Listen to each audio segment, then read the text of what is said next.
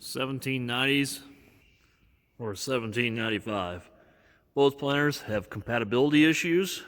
Both planters have software issues.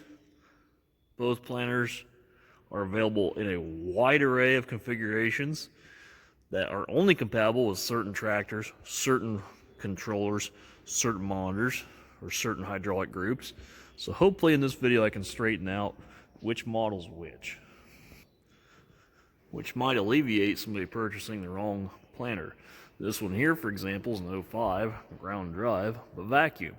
So it'll still require more hydraulics than, say, a 4850 can produce, which would require a 3-point power pack unit. Whereas that 1795 is actually so advanced that it wouldn't even operate on a 4850 due to the lack of electronics and things like that. So hopefully I can alleviate some problems, some compatibility issues. Stay tuned for the rest. This video is going to be about which planter is compatible with my tractor, which planter should I buy. The primary models I'm going to discuss are the 1790 and the 1795. This is our 2005 John Deere 1790 planter. 2005 would be an earlier version. In 2009, 10, 11 is when they actually started introducing SeedStar 2, which is what this planter has been converted over to. This planter came out of the factory with a 350 monitor, which you can see ended here. There's one of these on both sides, had a wide gear harness, went up to the cab. In 05, you could either get SeedStar, which some guys call it SeedStar 1, which was the original SeedStar, which ran through a brown box display, and that was a 4.5 volt CAN system, or you had the 350 monitor. This one had the 350 monitor. This has had a conversion kit, and it had a green controller, which we mounted here on the end, which has now been changed over to the black controller. If you watched my video a while back about different controllers and compatibilities, the reason we had to change this to black was for compatibility of the 4600 or 4640 or Gen 4 display. Otherwise, would have only been compatible with the 2600 or 2630 with the greens. As to whether you'll need a PA or a PM controller, will be determined on how many rows you have, and since we're under 25, we're able to have a PM controller. So yes, it's very easy to make a 05 planter into a SeedStar 2 with the proper adapter harness here. It's also very easy to adapt that to anything with a Gen 4 display, which this is an 8400R, carries the Gen 4 display. This particular planter has ag leader clutches on every row. They're electric clutch, 12 volt. And then on the back it has a John Deere rate controller to control those clutches. The John Deere rate controller harness, seen here, does tie in to this harness here, which hooks to the controller. However, they are not tied together.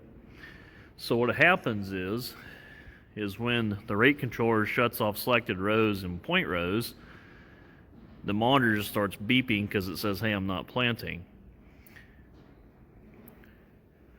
If this had been a factory SeedStar 2 machine, which again would not be available on an 05, it would have only been a SeedStar, and they did not have a clutch at that time period, or at least not available factory from John Deere. So if this had been like a 2010 SeedStar 2, it would have had an electric clutch here, and it would have had one wiring harness throughout with one planter controller. So when the clutches activate, the same controller, is telling the other part of the computer, I just shut those off because the point rows don't beep. To find a factory SeedStar 2 planter, you're going to need to be looking at least 2010 and up. They're fairly difficult to find with factory row command clutches. They do sell the entire wiring harness kit, controllers and everything for the older planters such as this one, but it's around $15,000.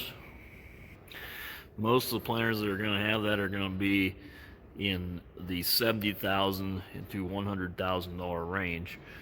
This planter here we picked up for under $40,000. We're currently rebuilding it, but we do have a lot of cost savings in this planter. The drawback would be the two-part system, the controllers and a rate controller in the back.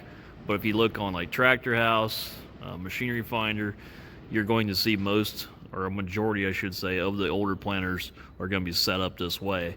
In fact, some of them may still have a 350 monitor, then they'll throw a rate controller on for clutches. Be the same story as what we're doing now, except you're going to have two monitors in your cab versus running everything through an ISO bus and the one display. This is a 2017 1795 ExactEmerge. The 1795s are the same toolbar as seen on a 1790. You can get these in three packages. The entry-level package is called a MaxEmerge 5. The mid-grade package is a MaxEmerge 5E. Then the highest grade package is the ExactEmerge. The MaxEmerge 5E is essentially an older 1790, and with the standard monitor still comes with the SeedStar XP, which came right after SeedStar 2. So you can get the active air downforce. This particular ExactEmerge has SeedStar 3, and the new 2018s and 19 models will have SeedStar 4. There's not a whole lot of difference between SeedStar 3 and SeedStar 4, just a general layout. With SeedStar 4, though, they did eliminate the control box for the fold of the frame. Then they have an optional easy fold, so everything, even folding, markers, everything goes through your display. The entry level, which would be the MaxEmerge 5, again is very similar to a 1790 row unit. A MaxEmerge 5E is an ExactEmerge, has the electric unit here, but doesn't have the delivery belts, the powered brush belts. Then the ExactEmerge has the powered brush belts that take it down to the ground, which is going to give you your highest planting speed possible. This planter will plant at 10 miles an hour and do the quality that the old 1790 will at approximately 4 miles an hour. Being in 2017, it does have a active air downforce, the hydraulic. There's the compressor that also runs the Yetter system, which is right there, which ties into the controllers of the planter, and that gives you the combination on-the-go adjust, residue managers, and colders. One noticeable difference you'll see on this 1795 is there's all bulkheaded hydraulics. That actually came out in 2013 on the 1790s. That was a big improvement, just having everything bulkheaded instead of having to run hoses through the entire frame of the tractor. Having bulkheads saved you a substantial amount of replacement cost. SeedStar 4 will require at least a 4600 processor system. In other words, your Gen 4 display to operate it. The 2630 or 2600 will not operate it. You also need to have a newer series tractor, such as this 8400R, because it has what they call automated vacuum, which means that it'll regulate the vacuum up and down and run the hydraulics automatically, whereas this older planter literally has these mechanical gauges up here, and we vary it. They do have a screw adjust kit that mounts up here. You can adjust, ties up one SCV, whereas this planter we have them tied individually and just regulate it with our controls in the cab. We have a lot of parts here as we're rebuilding this 1790. We received rain outside. We were using the planter, trying to work the bugs out of it. If you're a regular follower, I've mentioned some of that before, that we're having some issues with this planter. One of the problems was consistent planting depth, and we began to notice that these little equalizer bushings were wore out, and the arms are grooved, which the arms you can flip sides, reverse them. So we're going through all the row units on the planter, new Truvies, new seed tube guards, flipping arms, new equalizers. We already have the new tails on, so basically we're rebuilding the units entirely. But it should plant very, very well when we're done. And the rest of this video will be about some of the rebuilds that have been going on with this.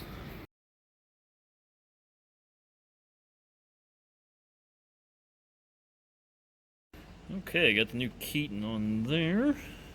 This is a limiting screw for the Keeton. This is a plastic housing. There's two of these each side. This is half of one.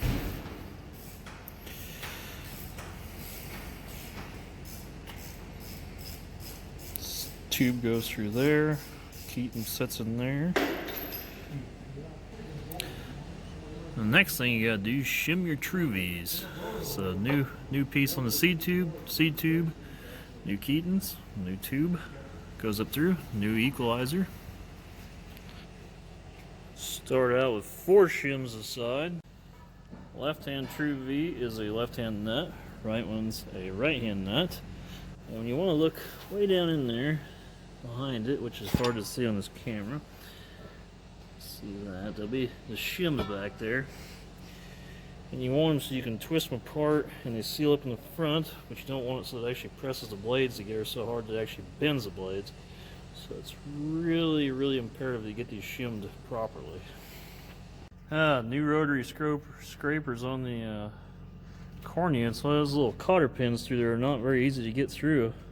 You have to put them through? Yeah, you put them through the scraper and through the arm.